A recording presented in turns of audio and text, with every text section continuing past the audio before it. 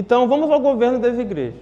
Eu comecei pelo mais antigo e pelo que vai influenciar muita gente também. Então, você vai ver, eu já vou adiantar um pouco o filme aqui, a Assembleia de Deus ela não é um desses governos específicos aqui, tá? Ela vai ser meio que uma fusão de dois governos. Então, ela tem características de um e características de outro, tá? Então, o governo das igrejas. O governo das igrejas, tecnicamente, você tem três governos principais. O episcopal, o congregacional e o presbiteral. São os mais famosos, tá? Então, a gente vai tentar entender quais são eles, quais são suas características, e muitos estão conectados com alguma coisa da época. O modelo episcopal está conectado diretamente com o militarismo romano, né? Vocês vão perceber isso claramente. O governo presbiteral ele tem total relação, por exemplo, e vai inspirar toda a forma como os Estados Unidos decidem suas eleições. Vocês vão ver muitas semelhanças entre a forma de governo presbiteral e a maneira como os Estados Unidos decidem ali os seus governantes, né? Tem uma inspiração muito clara. E o modelo congregacional tem total conexão com a forma como a gente, por exemplo, decide os nossos governantes, né? Que vai com votação, né? E tudo mais. Então, a gente vai entender como cada um deles funciona. Então, vamos lá. Modelo episcopal. Aqui eu já coloquei uma pessoa que parece um padre, tá? Mas pode ser que não seja um padre, tá bom? Se você for olhar o protestantismo europeu, ele guarda todas essas vestimentas aqui, tá? Ele mantém toda a indumentária ali do sacerdote, do bispo, né? Então, é o que eu falei para vocês. O protestantismo que vem para o Brasil, ele acaba se desvinculando muito dessas feições que lembram o catolicismo romano. Então, por isso que ele admite aí uma série de elementos que são, obviamente, diferentes do catolicismo romano. Então, vamos lá. Como é que é o episcopal? A palavra episcopal vem de episkopos. Episkopos no grego é o quê? É o bispo. Então, lembra que eu falei para vocês que tem um bispo aí no Novo Testamento? A gente vê esse bispo principalmente nas cartas pastoral. Aquele que quer almejar o episcopado, ele quer uma coisa maravilhosa, ele deseja algo excelente. E ele tem que ter essas características aqui.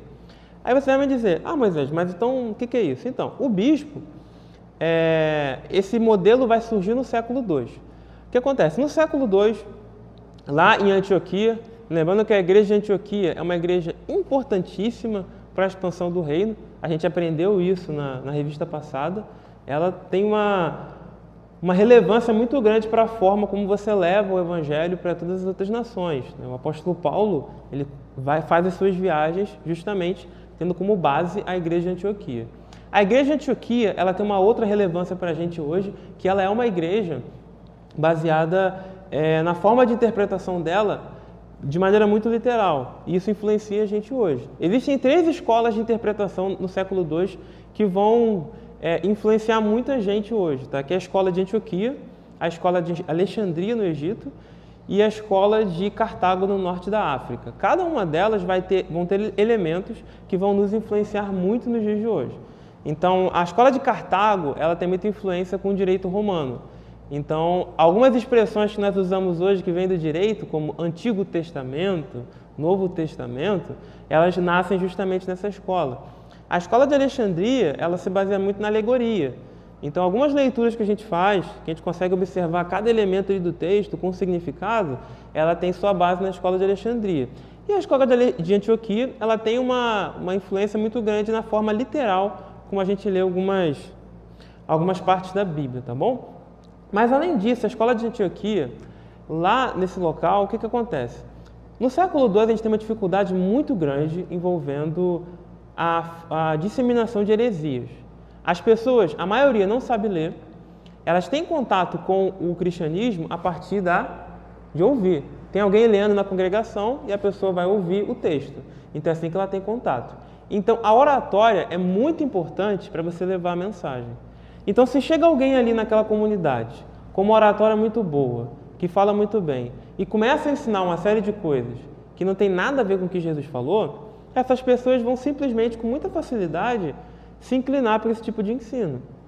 Então, existe uma dificuldade prática das igrejas muito grande envolvendo essas pessoas que chegam do nada, estão ali dando algum tipo de ensino e estão ensinando uma coisa completamente diferente daquilo que Jesus ensinou. A gente tem os primeiros problemas aí doutrinários da igreja. Então, o que o pessoal de Antioquia pensou? Eles olharam para a forma como o Império Romano era estruturado, você tem o centurião, você tem os soldados, você tem uma ideia verticalizada, tá bom? Então, existe alguém em cima, existem outros embaixo, e esses outros embaixo obedecem àquele que está em cima. Então, o que eles fizeram? Olha, a gente está com um problema sério aqui envolvendo heresias.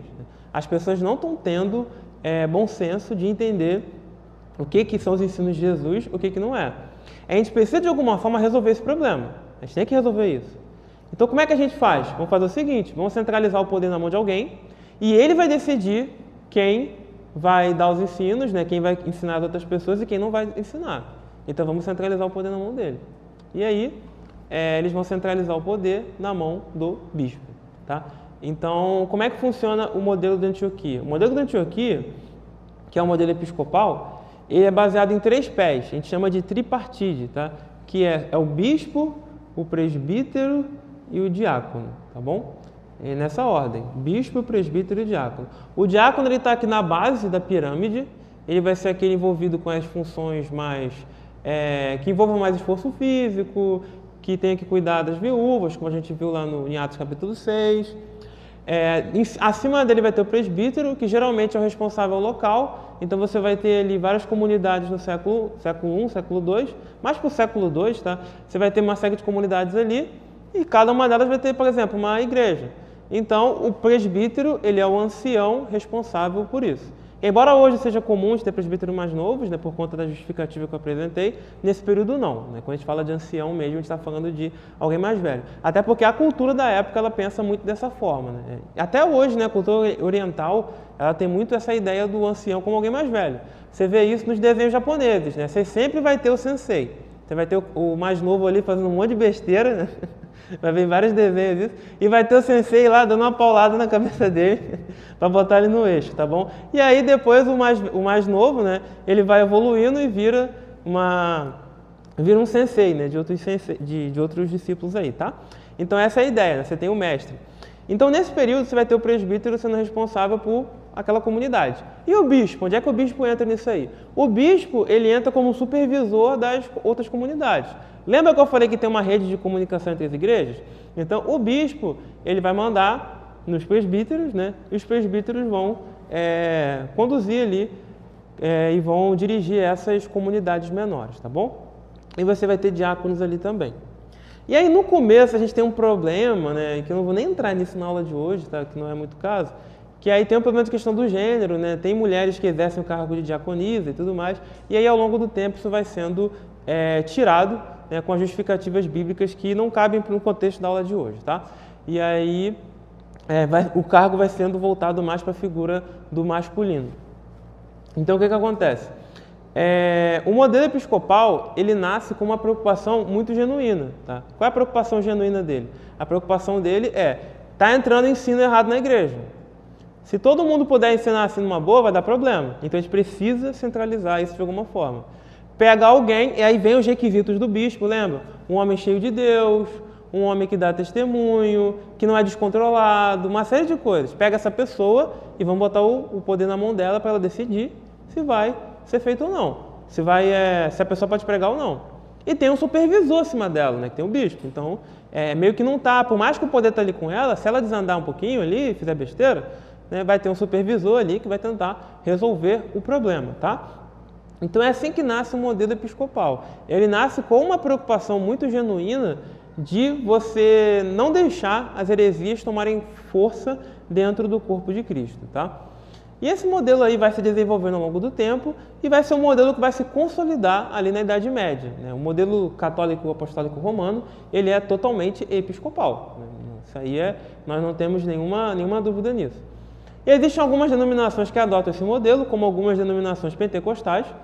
Lembrando que o movimento pentecostal ele é muito amplo, ele é muito grande, são pentecostalismos, né? Ele é bem grande, então tem algumas denominações que adotam esse modelo também. O nosso a gente já vai chegar lá, tá? A gente já vai entender que o nosso é um pouquinho mais complicado, mas é complicado no sentido de que ele vai mesclar um modelo com o outro, tá bom? Então o que acontece? A gente vai entender aqui que o modelo episcopal ele tem essa estrutura de maneira hierarquizada. Então, o que acontece? Vamos a alguns exemplos práticos para vocês entenderem. Como é que funciona isso aqui na prática? Na prática é que você vai ter uma pessoa ali responsável por uma comunidade cristã. Isso aqui eu estou falando já nos dias de hoje, tá bom? Então, imagina que a igreja tem que tomar uma decisão. Imagina que a igreja vai comprar... Eu vou usar sempre exemplos absurdos, né, para ninguém conectar com nada que possivelmente você possa conectar. Então, imagina que a igreja quer comprar um helicóptero, né? Então, nós precisamos comprar um helicóptero. E aí, como é que funciona a compra do helicóptero no modelo episcopal? Você vai lá, o bispo vai chegar e vai dizer, eu quero comprar um helicóptero. E aí ele vai lá, vê o quanto ele tem e compra o helicóptero. A compra do helicóptero é muito rápida. Por quê? Porque o poder está centralizado na mão do bispo. Você não precisa reunir uma assembleia, você não precisa chamar todo mundo. Não, ele fala, não, foi conferida a responsabilidade a ele. Claro que se der rolo ali, como eu falei para vocês, tem o presbítero e tem os supervisores, tá bom? Ele não tá totalmente centralizado, tá bom? Então, ele comprando esse helicóptero ali, ele vai, exemplo absurdo, tá? Porque para ninguém eventualmente conectar com nenhum tipo de outra denominação, tá? Por isso que eles são sempre absurdos. Então, ele vai comprar o helicóptero de maneira bem rápida. Às vezes, em uma semana já resolve, entendeu? Foi lá, pegou o dinheiro, comprou, pá, e apresentou para todo mundo lá que foi comprado um helicóptero. Então, a gente consegue entender que uma vantagem do modelo episcopal é a sua velocidade na tomada de decisões. Então, ele vai conseguir com que as decisões sejam tomadas de maneira muito rápida. Porque se for reunir todo mundo, aí chama todo mundo, e aí todo mundo vota, e aí vai, só aí já foi um mês, né? E aí por aí vai. Então, as decisões são tomadas sempre com bastante celeridade ali no processo, né? Sempre bem rápido, bem objetivo, tá bom? Então, isso é uma das vantagens do modelo episcopal. E essa vantagem também de que se chegar alguém ali, e mesma vantagem do século II, né? Se chegar alguém falando um monte de besteira, o bicho vai chegar e falar, não, parou meu filho, parou, não é assim que a coisa funciona, tá? Você não pode, se você for ensinar essas coisas aí, você não pode ensinar dessa forma, tá bom? Então, mesma coisa no catolicismo romano, né? Uma pessoa chegar lá e querer ensinar, não é assim que funciona. Você tem que passar por um processo. Então, a mesma coisa em muitas denominações pentecostais. A pessoa vai querer ensinar, não é assim que funciona. Vai ter que ter tudo mascadinho ali e tudo mais. Então, é assim que funciona a forma episcopal, que é inspirada na Bíblia, como eu já falei para vocês. Quando chegou lá o Concílio de Jerusalém, o pessoal, você vê claramente uma hierarquia sendo definida ali. Quando chega em Atos 6, você vê uma hierarquia. A dificuldade prática disso é o texto que Jesus fala. Eu vou deixar isso mais para o final. Mas a dificuldade prática é quando Jesus inverte as ordens de poder, entende? Essa que é a dificuldade prática que a gente tem. Porque se a gente lembra a fala de Jesus, é o quê? O maior entre vocês será o menor. E é essa que é a grande dificuldade prática. Como é que você encaixa esse maior ser o menor, sendo que você tem uma hierarquia sendo definida? E a gente vê essa dificuldade no próprio século I, tá? Essa dificuldade, ela existe para os próprios cristãos do século I, tá? E para a gente hoje também. Então, essa que é a grande dificuldade prática envolvendo isso. Por isso que existem essas limitações em todos os modelos. Não existe nenhum modelo 100% perfeito. Todos eles têm limitações. O perigo aqui desse modelo episcopal é que se acontecer algum problema e o bispo acabar saindo da presença de Deus, né? E a gente tem esse tipo de problema. E aí o que pode ser resolvido aqui são os supervisores, como a gente falou, tentar ali parar essas baguncinhas que o bispo está fazendo, entendeu? Então, esse tipo de problema que a gente consegue observar aqui nesse tipo de modelo. Todos eles vão ter vantagem e desvantagem, tá? Como eu falei.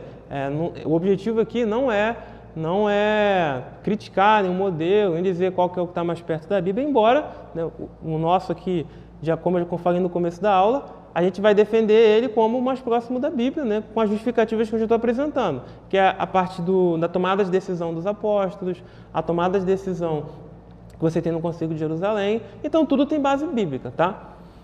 Vamos agora para o presbiteral, que é um outro modelo também, que inspira muito o modelo norte-americano das eleições, tá? Então, o modelo presbiteral, como é que ele funciona? Ele vai partir do princípio que você tem que eleger um conselho. A igreja elege presbíteros para um conselho, e é o conselho quem tem autoridade. Então aqui você distribuiu um pouquinho a ideia do poder, entendeu? Então, por exemplo, você pegou o poder que estava centralizado na mão do presbítero, né, e na mão do bispo. Mas eu não estou vendo pastor, não estou vendo evangelista. Calma, a gente vai chegar lá, calma. E está tranquilo, fica tranquilo. A gente vai chegar nessa parte. A gente está indo aqui na sequência. E aí a gente está vendo aqui o grupo de conselheiros, né, o presbitério ali, e ele que vai tomar as decisões, tá? Então, por exemplo, na compra do helicóptero, agora, não é só uma pessoa que vai decidir comprar um helicóptero, é um conselho que vai comprar um helicóptero, tá bom? Esse exemplo é muito engraçado, né? Mas, amém. Então, é o conselho aqui que vai decidir isso, tá? E aí você tem o quê? Uma diminuição na velocidade do processo. Por quê? Porque o processo, ele era decidido de maneira bem rápida. Como? Era uma pessoa só que ia lá e pum, resolvia. Agora, dado que a gente tem um conselho, a gente tem uma dificuldade prática para resolver isso. Por quê? Porque o conselho, ele pode ser que um dos conselheiros fale, não, isso aí é uma loucura, gente. Não, pode parar com isso aí. E aí vai ter que sentar e vai começar a discutir isso aí. E vai discutindo, e vão tentando chegar ali num denominador comum, tá? Ou, possivelmente, chegando na maioria absoluta, né? Você vai, mesmo dentro do conselho de presbíteros, você vai ter divergência de opinião. As pessoas não pensam igual, não pensam, né? E nunca pensaram no século I e também não vão pensar hoje, tá? Você vai ver isso com coisas muito simples, como a escolha de uma camisa, por exemplo, para o Congresso, e com outras decisões mais complexas. Então, a gente não pensa igual, tá? Então, possivelmente, uma saída aqui é a maioria. Existem dois tipos de maioria quando você pensa nesse tipo de votações, tá? Tem a maioria absoluta e tem a maioria. Então, a maioria o quê? Deu 51%, então ganhou os 51%. A maioria absoluta não. A maioria absoluta vai ter que ser 2/3 ali. Então, é uma quantidade bem maior, tá? Tem que ser realmente um número bem grande de pessoas para aquela tomada de decisão. E geralmente você usa a maioria absoluta, nesses tipos de situações aqui, quando a decisão é muito séria, né? Então, é uma decisão aqui muito séria, envolve uma parada bem complicada, então a gente vai usar ali a maioria absoluta, entendeu? Essa é a ideia. Então, o corpo de presbíteros, ele vai decidir isso. E aí a base que o pessoal vai usar é o quê? É o Concílio de Jerusalém, né? Porque não foi só uma pessoa, foi outros ali. Embora a gente consiga observar que talvez um tem mais autoridade que o outro, mas você tem ali um conselho de pessoas, as comunidades do século I e por aí vai. Esse modelo nasce com a reforma protestante, voltado ali principalmente com as denominações de cunho calvinista. Então a igreja presbiteriana, ela não tem esse nome à toa, né? Presbiteriana. Por quê? Porque é o corpo de presbíteros que toma as decisões, tá? Então a votação é feita para escolher quem vai representar a igreja. Então, se a igreja votasse tudo nessa perspectiva aqui, seria tudo muito devagar, como eu já falei para vocês. O processo ele perde a sua velocidade ali. Então, você escolhe um representante, não, eu quero um representante tal, tal e tal, e aí eles vão representando ali essas tomadas de decisões, tá? Então era feito assim na época da Reforma, que é o momento que está nascendo o quê? Dentro da humanidade, que é a ideia de democracia. A ideia de democracia está começando a ganhar força ali. Então, é aquilo que eu falei, o cristianismo, ele se adapta à cultura. Então, a ideia de democracia vai influenciar muito isso daqui. Na verdade, a ideia de democracia, ela nasce na Reforma Protestante, não é o contrário. Não é a cultura, né, que desenvolveu a ideia e foi para a Reforma, não. É a Reforma que vem com a ideia de regime democrático, que a gente vai ver no modelo na sequência, que é o modelo congregacional. O modelo congregacional, que a gente vai ver muitos elementos dele na gente também, e o que eu falei para vocês, a gente é a mescla de dois modelos, né? Como o próprio comentarista vai dizer aí, o modelo congregacional, ele vai ter como pressuposto básico a ideia da democracia. Então ele vem justamente com essa parte mais marginal da Reforma Protestante, então, como eu falei para vocês. Então, tem uma comunidade protestante que surge ali por volta do século XVI, século XVII, se eu não me engano, que é a comunidade Quaker, lá nos Estados Unidos. Essa comunidade é o primeiro registro de comunidade democrática que a gente tem. Por isso que eu falo para vocês, a base vem da Reforma Protestante. E aqui qual é o pressuposto básico? As decisões precisam ser feitas com a votação. Eles vão olhar essas situações do Novo Testamento, que eu falei para vocês, mas vão usar outras justificativas. Fala, não, o Espírito Santo ele está sobre a igreja, né? Então a igreja é quem vai tomar as decisões, tá? Então, só que o Espírito Santo está sobre a igreja, só que a gente precisa chegar no denominador comum. Vai ter as pessoas mais extremas com isso aqui, que a gente chama de congregacionalismo extremado, que todo mundo tem que concordar. Aí você, mas que parada é essa? Então, como é que funciona na prática? Sim, na prática eu não sei como é que funciona não, mas pelo menos é o que os livros trazem pra gente. O congregacionalismo extremado, todo mundo tem que concordar. E se não está concordando? Vamos orar até concordar. Então eu acho que vai ter situações que você vai ficar orando aí por um bom tempo. Porque é muito complicado isso, né? Então, o congregacionalismo extremado ele não é muito popular, então eu já deixo claro que ele tem problemas práticos muito sérios, como eu acabei de falar para vocês. Orar até todo mundo concordar, não sei, né? Não seja algum caso que isso tenha dado certo, mas amém. Então, voltando, como a própria imagem já sugere, o modelo congregacional ele parte do pressuposto da votação. E, naturalmente, isso vai jogar a velocidade das decisões lá embaixo. Por quê? Porque vai comprar o helicóptero. E aí vai discutir com todo mundo. Mas por que a gente precisa de um helicóptero? Ah, porque o helicóptero vai fazer isso, vai fazer aquilo, né? Vai ser maravilhoso. Não. Quem é que é a favor desse negócio do helicóptero aí? E aí vai voltar. Como é uma decisão que envolve um grande gasto financeiro, muito possivelmente vai ser maioria absoluta essa questão do helicóptero. Então, vai ter que ter 2/3 da igreja sendo a favor dessa compra. Senão, possivelmente ele não vai ser adquirido, tá bom? Só que aí até discutir isso, até debater, até um monte de coisa, vai demorar bastante. Então, aqui nesse tipo de modelo, a congregação que decide quem vai ser os bispos, por exemplo. Então, como é que isso funciona na prática? Ela começa a ver ali uma pessoa que está se destacando no cuidado com os outros, no trato. E aí várias pessoas vão vendo isso. Fala, poxa, fulano trata a gente tão bem, né? Fulano é tão legal, né? Fulano é tão uma pessoa que tem o conhecimento bíblico e tudo mais. E aí a própria congregação vai observando isso. Ela se reúne e fala, a gente quer que o fulano de tal seja um bispo, né? A gente quer que ele seja levado ao episcopado. Então é a congregação que vê o dom, entende? Essa que é a ideia aqui.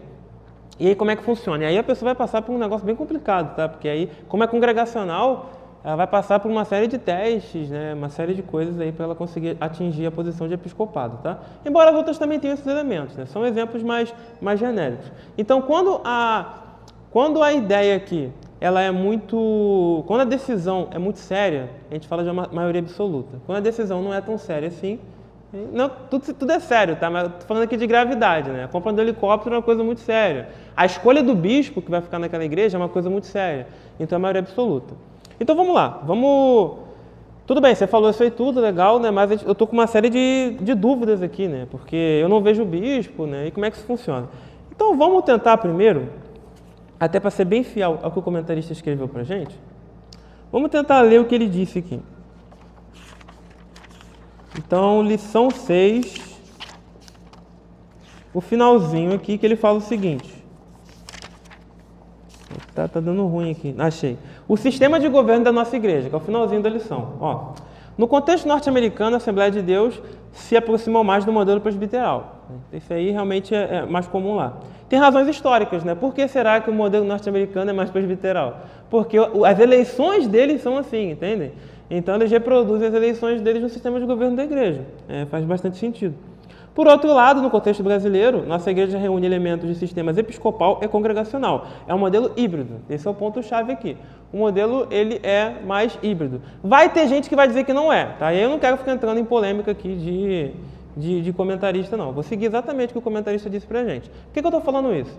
Porque se você for pegar outro texto, principalmente os textos acadêmicos, que são caracterizados pela sua acidez na forma que alguns são escritos, eles não vão concordar muito com essa declaração. Porém, a gente vai seguir aqui a risca o que o nosso querido comentarista está dizendo para a gente. Só faça essa ressalva, porque se você consultar outras literaturas, você pode encontrar outras coisas, tá bom?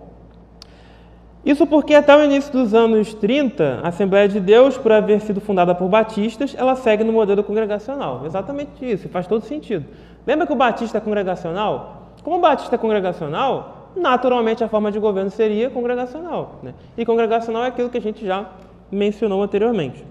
Contudo, esse sistema de governo sofre modificações a partir da criação da Convenção Geral de 1930, quando elementos do modelo episcopal foram somados. Assim, no atual modelo de governo, em sua grande maioria, embora mantenha certa autonomia administrativa, as igrejas possuem um modelo de liderança regional e local centralizado. Tá? E aí, por exemplo, a autoridade de estabelecer liderança pastoral na igreja pertence à convenção estaduais. Em alguns casos, essa convenção cabe a uma igreja sede que preside sobre um conjunto de congregações locais e elas filiadas. Então, como é que funciona mais ou menos na prática?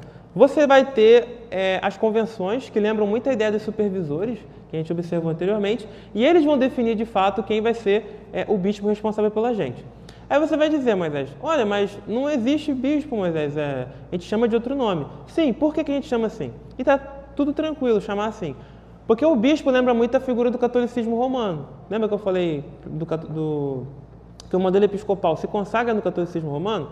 Quando chega na reforma, o pessoal vai dizer, vamos mudar isso aí, cara, porque a gente está saindo aqui do catolicismo romano, está desvinculando deles, vamos dar um outro nome.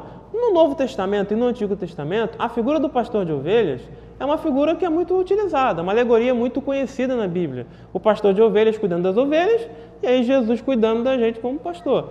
E os pastores também fazendo isso. Então, Hebreus usa lá a palavra pastores, embora possa ser traduzido como supervisores, mas dá a ideia também do pastor de ovelhas e por aí vai. Então, o nome pastor acaba se consagrando em praticamente todas as denominações protestantes. Embora algumas usam outros nomes, reverendo, bispo, tudo a mesma coisa, tá, gente? É justamente o líder eclesiástico responsável por aquele grupo de pessoas. Essa que é a figura do bispo ali, ou pastor no nosso caso. Então você vai ter pastor, presbítero e diácono. É isso que a gente tem ali. Só que o que acontece? O modelo pentecostal, ele viu, com base em Efésios capítulo 4, versículo 11, que existe um dom ministerial chamado evangelista. E você não tem esse evangelista dentro do modelo que a gente está trabalhando aqui. O modelo que a gente está trabalhando é pastor, presbítero e diácono. E aí a gente tem o modelo do evangelista, que é um modelo que acaba não entrando nesses títulos. Então, se inseriu o evangelista, né, dentro da hierarquia ali, para você conseguir ter essa função ministerial. Tá, mas então tem pastor, evangelista, presbítero, diácono, tá faltando um aí. E aí vamos recapitular. Historicamente, a Assembleia de Deus, ela enfatiza o batismo no Espírito Santo. O batismo no Espírito Santo, ele é evidenciado pelo falar em línguas. Para a pessoa poder atingir essas funções, pelo menos no começo ali, de maneira bem explícita, você só podia atingir elas caso fosse batizado no Espírito Santo. Senão, não vai chegar nessas funções. Então, existem pessoas que acabam não falando em línguas. Lembra que é um dom? Como é um dom, Deus dá se Ele quiser. A gente pede, obviamente, é importante pedir, mas se Deus não quiser dar, Ele não vai dar, né? Porque é dom.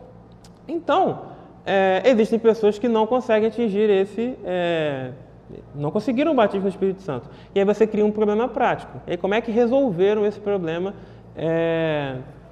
de maneira prática? Observaram, né, que vamos inserir mais uma função aqui para as pessoas que não conseguiram ter o batismo no Espírito Santo. E aí inserir uma função auxiliar de trabalho. Tá? E aí você entende, aí você fecha a escada completa, que é totalmente baseada no modelo episcopal nessa forma como ela está sendo feita. Tá? Você vai ter auxiliar de trabalho, diácono, presbítero, evangelista e chega no pastor. E até dentro dos pastores você tem também uma certa hierarquia, né? Vai ter o pastor local, tem o pastor lá da convenção, que tem autoridade sobre os outros, né? E por aí vai.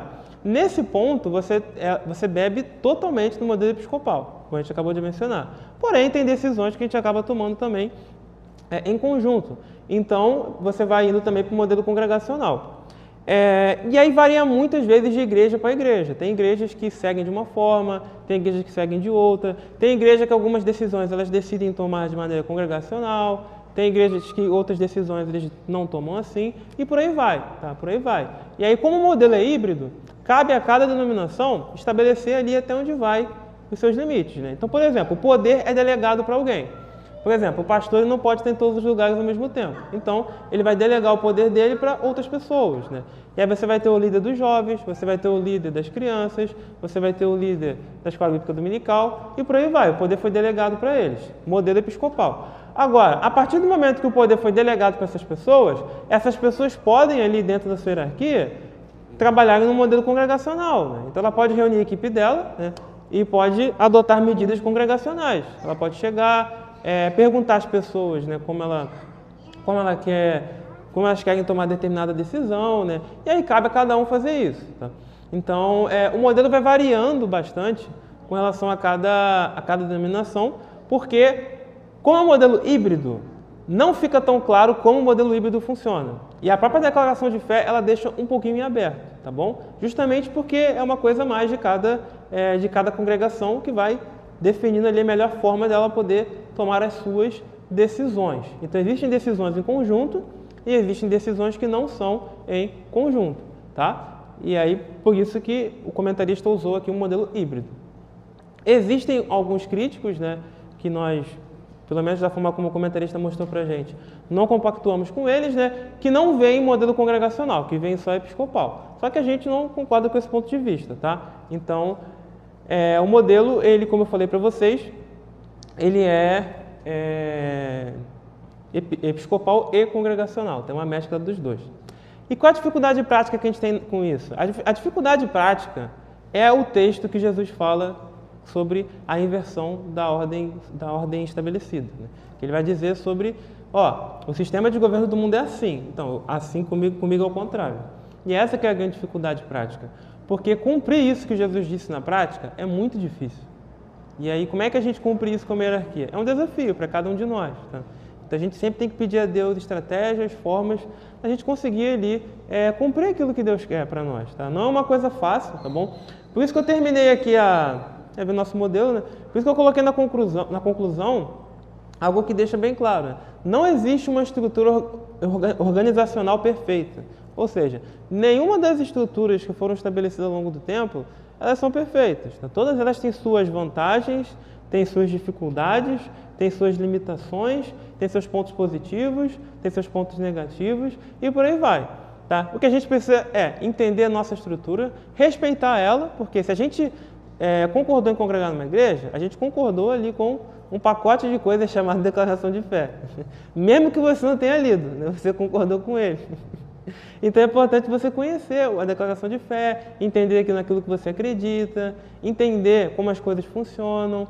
É sempre importante isso, tá? Então, não existe a estrutura perfeita. Cada um sempre vai advogar, né, justamente aquilo que eu falei. Não, a minha estrutura é que está mais perto da Bíblia, né? Até porque, como eu disse para vocês, a nossa justificativa é que existem textos do Novo Testamento que trabalham a ideia de hierarquia. Como eu falei para vocês, Atos 6, Atos 15, né? As próprias cartas pastorais trazem a ideia de hierarquia na raiz delas ali. Você consegue observar isso. Agora, a gente tem essa dificuldade com essa fala de Jesus. Essa fala de Jesus, ela não é brincadeira, porque ela cria um problema prático bem difícil, tá? Porque é muito difícil isso na prática, mas a gente vai procurando aí, de todas as formas, se aproximar daquilo que Cristo quer de cada um de nós, né? Sempre pedindo a Ele sabedoria, né? E que cada um de nós, né, seja em cada uma das nossas funções aqui, a gente possa procurar sempre pedir a direção de Deus, né? Ouvir os nossos liderados, né? Sempre é muito importante também. Mesmo se você tiver um modelo episcopal mais engessado, é sempre importante a gente se ouvir, porque a metáfora de 1 Coríntios 12 ela é muito relevante para essa questão do corpo como um todo, tá bom? Então, eu espero que vocês tenham entendido, né? Como eu falei, a ideia aqui não é criticar nenhuma denominação, né? Não é criticar nenhum dos modelos, é apresentar as raízes históricas. Houve uma evolução histórica, né? O modelo episcopal surge primeiro, o presbiteral ganha força, o congregacional acaba ganhando muita força também, tá? Então, a ideia é a gente entender esses modelos, né? Respeitá-los cada um dentro das suas limitações. E o modelo de liderança perfeita, gente, vai ser com Jesus, não tem jeito, tá? O modelo pleno, assim, de liderança 100% maravilhosa, assim, vai ser só com Cristo, né? Ele que realmente vai dar um modelo ali que é o mais correto de todos, e é um modelo com hierarquia, né? Porque Jesus está no topo da pirâmide, tá bom? Então, eu espero que os irmãos tenham entendido aí essas coisas. Não é um assunto muito simples, né? Mas eu acredito que os irmãos conseguiram compreender. Amém?